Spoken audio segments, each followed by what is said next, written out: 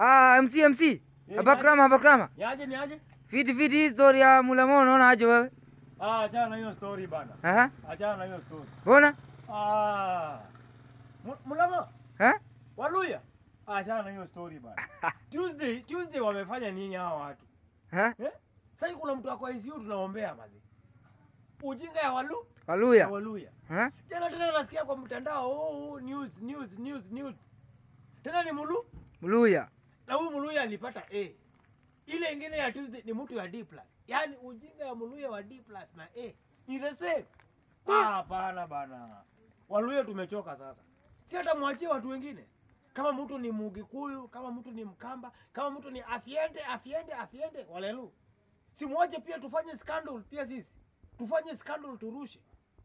In fact kama wewe ni Muluya na uko hapo na una plani kufanya ujinga ingine kama hiyo wamefanya. Be warned bana. Be warned. Take care. Be warned bana. Waluya tumechoka. Your time is up. Tumechoka na nyinyi. Waluya shida yenu ni nini? Shida yenu ni nini?